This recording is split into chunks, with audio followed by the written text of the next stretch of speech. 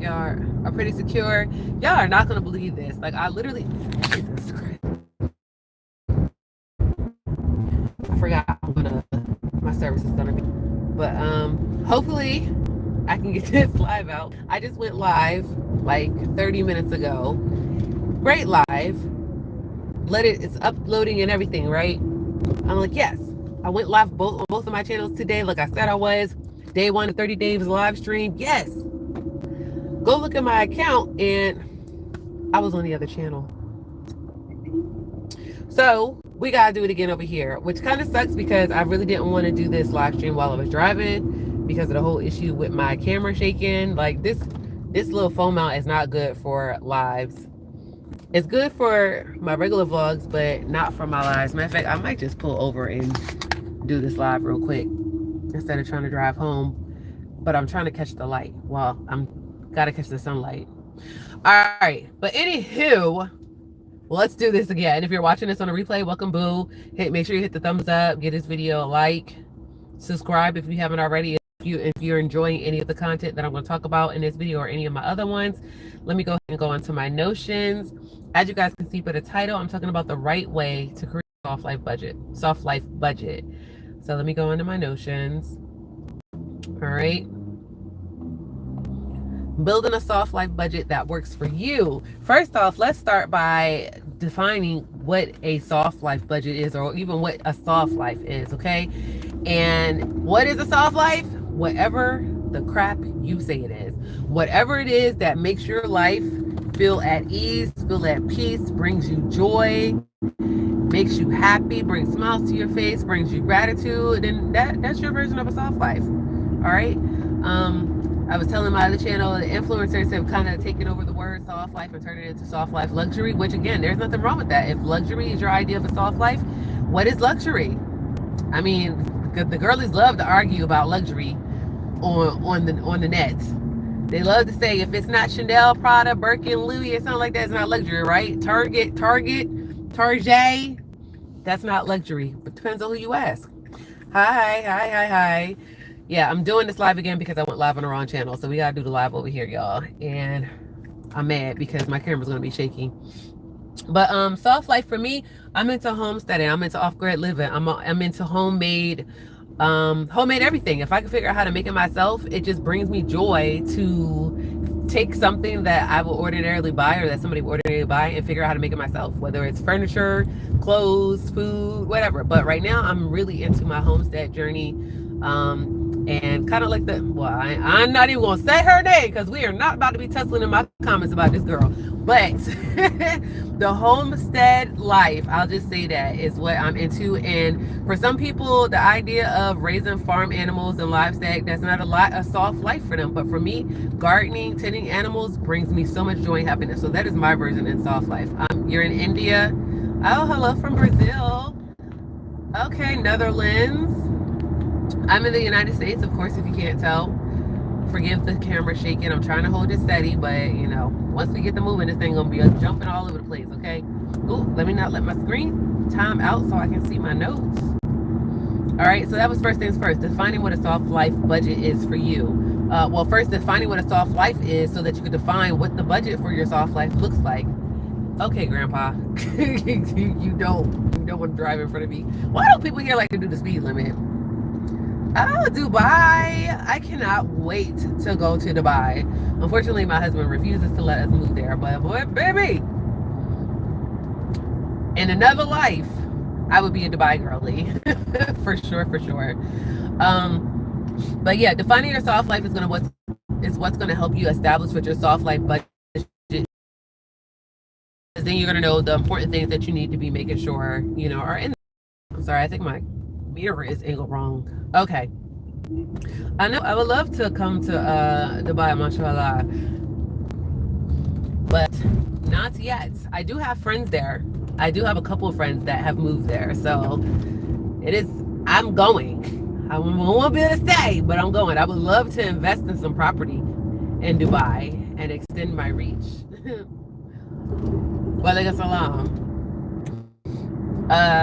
Oh, okay. So the next point, highlighting the importance oh, sorry, what the importance of making your budget peaceful is. Okay, I feel like I said that wrong. It's very important that you make, I don't speak Russian, unfortunately. I think that's Russian. Is that Russian? Or is that, Czech? Is it? No, I think that's Russian. Is it Russian? No, not Russian. Oh my goodness. I can't think right now.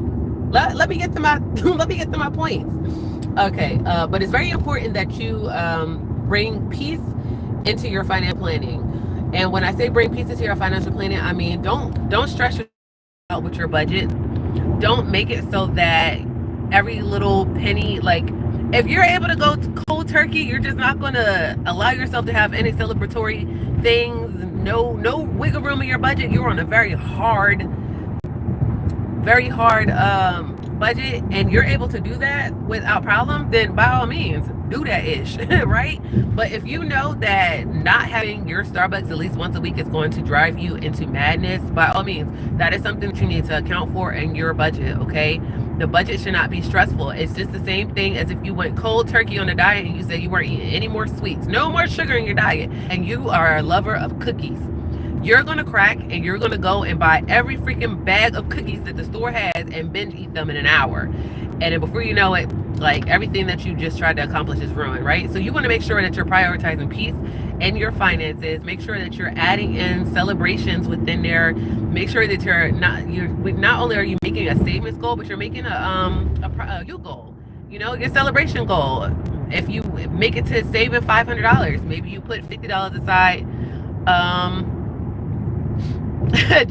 Listen, I love me some food, and that's why I had to learn how to cook for myself. Yes, Craig, I am safe. Thank you so much for asking. Yeah, I love food, so I definitely, matter of fact, the majority of my budget right now goes to food. I promise you. Like, so today's the 29th, so I have 2 more days, and then I gotta sit down and pull all my receipts, and I promise, I guarantee you that like 70% of my budget went to food. It is my weakness, but it's okay because they say food is life, right? You gotta eat. And at least it would be more if I was eating out, but I'm cooking it at home, so I think I'm still winning there, right? But yeah, make sure you add the celebrations into your budget. Next is making sure you're listing your categories. You have your needs, your absolute needs, the things that you cannot go without. Oh no, I've had it.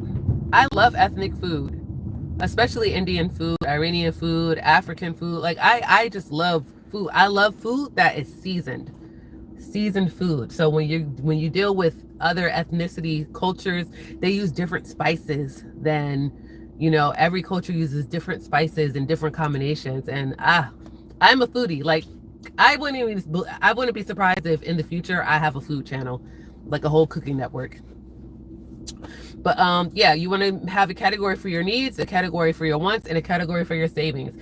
And your wants and your savings category, they can technically go together because you need to have a category in your savings. Like I said, that is your celebratory category, right? And the things that you want are in the celebratory category. So those are going to be your 3 main categories. I have a 5-day savings challenge. I call it the 5-day money moves challenge, or 5-day mogul money moves challenge, that I will be posting about soon. I want it to launch on the 1st, but it's a free challenge. It's an email-based challenge. Every single day you're going to get downloads and your to-do for the day. It's going to include you going through your spending so that you see where exactly you're spending your money, creating a strategic saving strategy and budget. What else? Well, that's the savings and budget are kind of like 2 days, 2 different parts, but still very, very important. And then towards the end, I'm gonna give you guys a special offer to join me for some really deep diving into the financial sector of your life. Because if your money is not right, all the other plans that you have set for yourself it's not going to happen. I'm sorry. It's just, I know people say money is not everything. Money is not everything, but money is everything. And you figure that one out. Money is not everything, but money is everything. Okay, let's see. What is it? It's me. What's that? Majbos? I know I'm saying that wrong. But oh shoot, my damn notes went out again. Yeah, so when I get that savings challenge together, I'm having some issues right now on my email. I'll definitely post it up for you guys if you want to join. Again, it's perfectly free, no charge to you, and I think I did a pretty good job putting it together. Next, we want to talk about some ways to track your savings, to track your budget, to track your expenses, your investments, things like that, right? What are some tools that you can use? Free tools, apps like Mint, apps like Chime. Those two apps, they allow you to take money out of your account, out of your pay, wherever you want to take it from, and whatever amount that you want to take it from, and they put it automatically for you into an investment portfolio. So not only are you putting money away to save, but your money is also making some money by going into these investment portfolios. So savings that you just put into your account and don't do anything with, they don't grow, it's useless. Money depreciates in value almost on a daily basis. So if you're taking your money out and you're saying you're never going to save it, I mean, you're never going to spend it, never going to put it to anything, could you please get out of my goddamn way? Jesus Lord. Yeah, you're doing it wrong. So your money needs to make you money all the time. Matter of fact, I'm actually not a believer in having a savings. I'm a firm believer in, like I said, your money has to be making you money. So putting your money in things that are going to bring you a return and an investment is where you need to be focusing at. But Mint and Chime, yes. Rocket is another app that goes and finds all of your hidden subscriptions and things that you might be paying for, and it cancels them for you. I believe that one also allows you to take money out and put it towards a savings account as well. There's so many more. Nav.com is a website. I'm trying to think, I don't remember what it stands for, but you typically use it when you're building your business account. It also works with your personal account, but it's a credit-based app. It helps you track your credit, build your credit, all your credit reporting, etc. But they put out a lot of good articles that help you with figuring out how to come up with better saving strategies and investment solutions. I think this bitch in front of me is drunk, and I feel like I should call the cops on her, because why are you driving through 3 lanes? Dang, I'm sorry, I did not mean to cuss on my live, but seriously. Well, if my words are crooked, what sense does what you just said make? I don't know. And of course my hairline is crooked. Everybody's hairline is crooked. Hell, what's wrong with you? Anyway, we're gonna move on to the next one. Oh, well, last but not least, oh, we've been on for 13 minutes. I was on here much longer earlier. But last but not least, a simple budget hack that helped me change my mindset. That was the prompt. A simple budget hack that helped me change my mindset. Listen, Tina, I could joke right back with you, okay?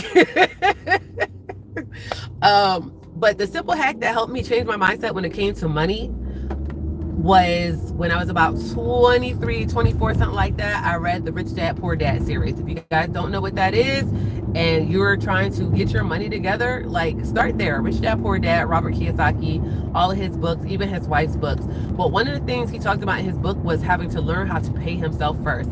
And if you don't know what these books are, it's basically the experience he had growing up with his dad, which he considered a poor dad, and his best friend's dad, who was a very rich dad. And the difference is that he saw between the two of them when he was growing up, right? And one of the lessons was paying yourself first. Because as consumers, as regular individuals, the one thing that we're usually the most proud about is paying our bills. And trust me, nothing feels better than making sure that your bills are paid and knowing that you have a zero balance, right? It feels good. However, if you are strapped for cash and you're paying up to your armpits in bills and you have zero savings, it doesn't feel the same. It doesn't feel the same, right? So one thing I did last year, it's officially been a year since I implemented this strategy of saying, F this, I'm paying myself and only myself first. I cut all my bills. If it wasn't a direct necessity, like my cell phone or my car insurance, I don't even pay my car insurance. Somebody else pays my car insurance. But if it wasn't a direct necessity, I got rid of it. When I sat down and I did my budget and I calculated all of my bills, let's say I had a $2,000 expense per month. About $1,100 or it was more than that. It was like $1,300 of my $2,000 in expenses, that's just rounding it up, was 3 bills. So 3 bills totaled over 75% of my expenses. And they were bills that were not bringing me any type of return. Not at one. It wasn't like it was a Netflix where I at least get to entertain myself. You know, nope, it wasn't none of that. It was bills that brought me nothing. They didn't do anything for my credit score, nothing. So I said I wasn't paying them anymore. And I did it. I let the one bill go ahead and report to my credit, because here's the thing. When it comes to budgeting, you need to learn your consumer laws and your consumer rights, and you need to learn how your credit actually works. For those of you that are in the US, well, Tina, I think I have shouted you out. But yeah, you need to learn how your credit works. And one thing I know about my credit is none of that stuff's supposed to be reported. You cannot threaten me by saying, oh, it's going to report to your credit. I don't care, because I can get it off my credit. So the 3 bills that I knew were going to report to my credit, I didn't worry about those, because I knew that I could get those off. They weren't actually going to affect my credit, because I know what to do with that. And that saved me over $1,100 a month in expenses. The next thing I did was I went and I cut more bills down where I could. So my cell phone bill, I cut that bill down by like $75 and got a new phone in the process. Service actually did not change. So or my mirror, I can't see it. We're going around the corner. Oh, I'm sorry, T. Who do you want me to shout out? You want me to shout you out, or you want me to shout somebody else out? It better not be a porn page, Tina. But to recap, because now I am driving dangerous, Craig, if you're still on here. But it's okay, because I taught myself how to drive with no hands first thing as soon as I learned how to drive. But we talked about defining your soft life budget. We talked about prioritizing peace in your financial planning. We talked about categorizing your expenses. We talked about tools for easy tracking of your expenses and your savings, all your money, basically, right? And then I shared one simple budgeting hack that changed my mindset. That's what we went over in this live. I have a video. If you go down and search through my videos, I have a video where I teach you guys how to pay your bills 3 months in advance. And I use that strategy, especially along with me getting rid of those other expenses. I use that what in the entire F? I use that strategy to save more money, because believe it or not, when you pay your bills ahead, it actually saves you more money. You're 10. Well, Tina, how the hell did you get on my video then?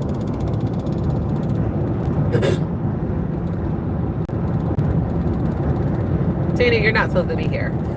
This video is not made for kids. You're on the wrong side of YouTube. But anywho, yeah, so that's what I wanted to talk to you guys about, since I had to come on here and do the video again. But it's okay. It's okay. The goal is to get this channel monetized. So if you're watching this on a replay, you're watching this right now, I would love if you give this video a thumbs up. And if you feel inspired to, give it a subscribe. And stay tuned. I'm doing 30 days of live streams on both of my channels, here and on the Soft Life Mogul. So if you want to go over there, we talk more the lifestyle of living a soft life. Here we talk more practical steps and implementation, right? Sorry, y'all, I gotta get off the highway, and these folks do not like to drive. I don't understand it. But yeah, so I'll be back tomorrow. I want to say I'll be back in the morning, but you don't pay any bills. Well, this is the perfect time for you to learn how to save. This is the perfect time for you to learn how to save bills either.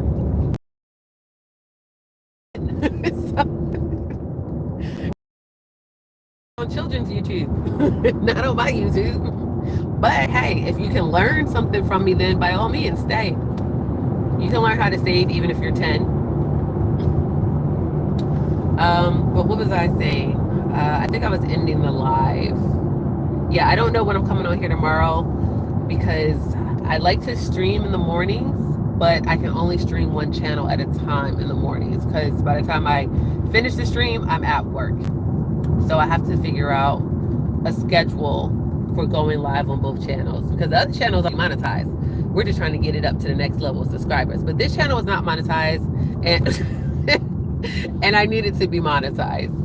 So yeah, Like I was saying, if you like the channel, give it a thumbs up. If you like the video, give it a thumbs up. Subscribe if it behooves you, because we're gonna be talking about stuff like this. I've used tea to completely like get my thoughts in order of what it is. Like, I knew what I wanted to do with this channel, but I couldn't like streamline it. And ChatGPT has been a lifesaver. That's something else that we're going to talk about this channel, because over here we don't just talk money. We talk about how to save it, how to make it, how to invest it, all those good things, right? And one of the ways to make more money is to start a passive income stream. Start some type of business. Especially in 2025, you need to be finding other ways to make money outside of your paycheck. Okay? So we're going to talk about all those good things. The area I'm about to drive through right now, the popo, do not play that. So I definitely need to put my phone down. So I will catch you guys in the next live. If you have any comments and you're watching this on a replay, drop them down in the comment section. I do respond, and I'll see you guys later.